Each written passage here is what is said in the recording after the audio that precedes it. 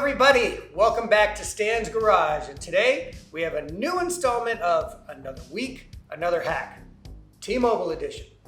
So yet again, T-Mobile, they got breached, and this time, all they did was reveal some of the personal information of like 50 million people. What can you do, right? 48 million people's names, addresses, social security numbers, driver's licenses, and other personally identifiable information were compromised in the attack. First came to light around August 16th. So far, here's what we know. For about 8 million of current T-Mobile subscribers, their phone information, that IMEI number on there, those were revealed.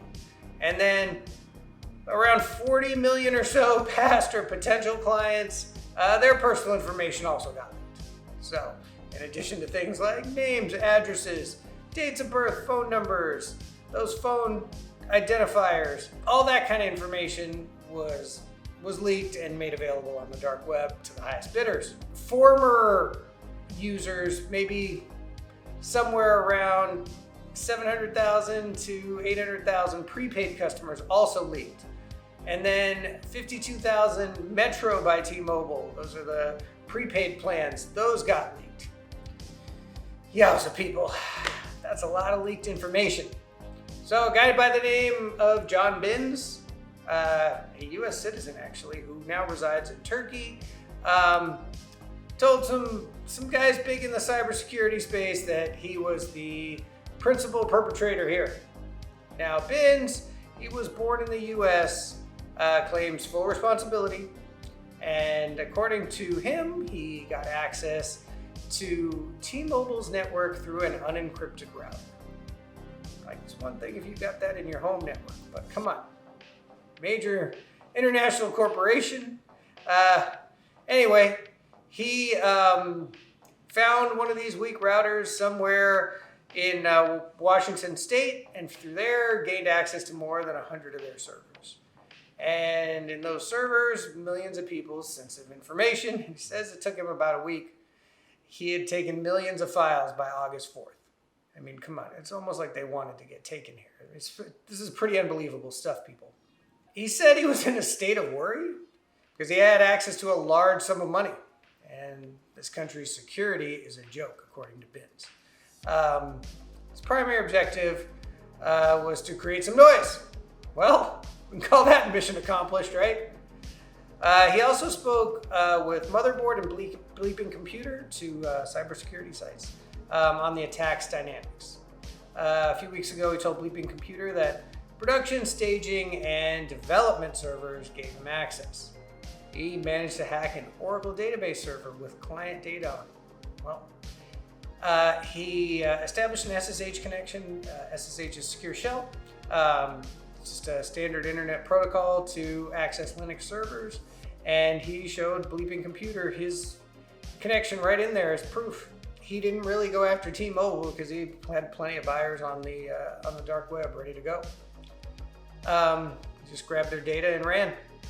So, according to, again, Motherboard and Bleeping Computer, those cybersecurity sites, Binns and others were detected selling a sample of the data with 30 million social security numbers and driver's licenses for about 6 Bitcoin, which is, paltry 300K right now. Spokesperson for T-Mobile said the hacker used their technical expertise combined with specific tools and skills to obtain access to our testing environments.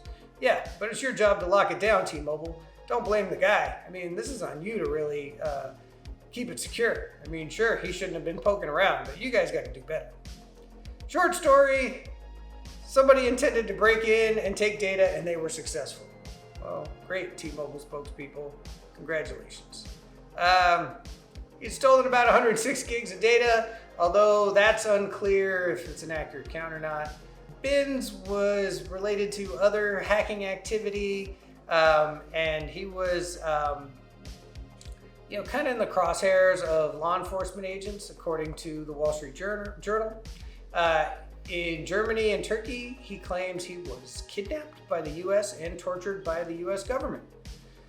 According to Binns, he is being accused of multiple cyber crimes as well as being an Islamic State militant. He denies all of that, and he filed a complaint against the FBI, CIA, and Justice Department. And the Wall Street Journal quoted him as saying, "I have no reason to fabricate a kidnapping narrative, and I'm hoping someone within the FBI discloses information about that." Well, good luck, Binns. Let's see how that works out for you. Binns also alleges, among other things, that the good old CIA broke into his home, wiretapped all of his computers as part of an investigation into his supposed cyber crimes. You'd think a super hacker would be able to figure that stuff out. Anyway, the guy had a real axe to grind, and he managed to find a weakness he could exploit. Really bad news for T-Mobile and a whole bunch of their customers.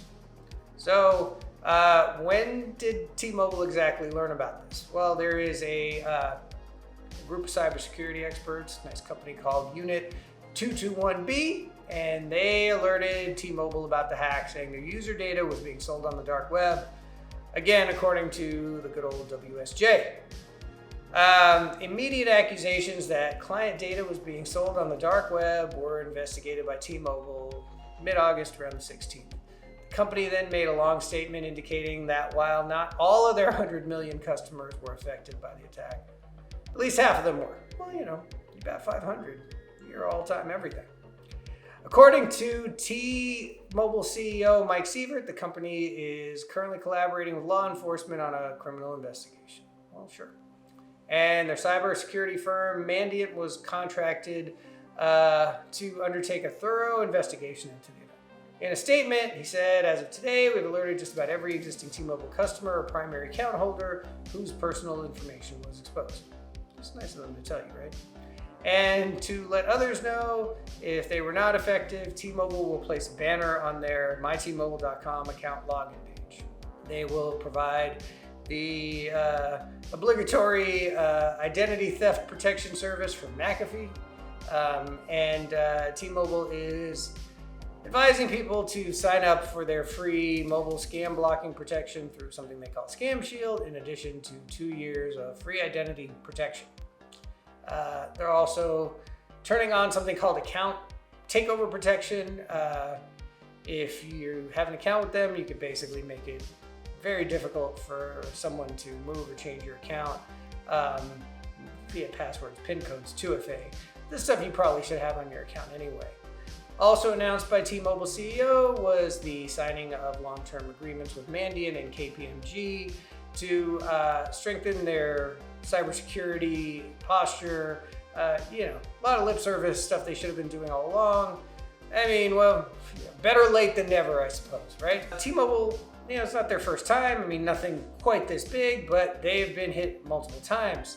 They've been hit 4 times in the last 3 years before this most recent attack. One in August 18, November 19, and March 20.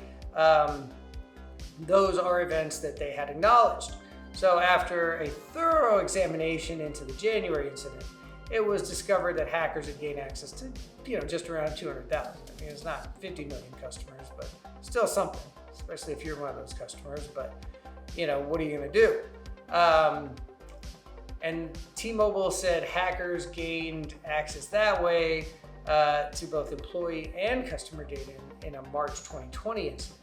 So in 2019, it discovered and shut down unauthorized access to customers' personal data, and that August 2018 hack, it revealed that hackers gained access to the personal information of employees. They had discovered 2 security vulnerabilities in May and July of this year, but still went ahead and merged with Sprint. So what happens now? Mr. Binns, who has the stolen information, said there are several interested parties. Well, yeah, sure, no doubt. Bad guys are going to do bad things, and you give them access to all this information, they're going to try and make the most of it. Now, what could T-Mo do to prevent this sort of thing in the future? I mean, with massive organizations such as them, they really have to tighten up their policies and ensure no rogue, unsecured systems are left exposed.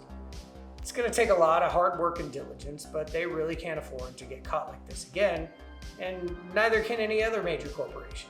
Now, so what about you? Are you more concerned than ever that your data might be exposed? Does it really just feel like a matter of when, not if, some company you've entrusted with your data is going to get compromised? It's probably yes. But I'd love to get your feedback in the comments below. Please like and subscribe, and I will catch you on the next one.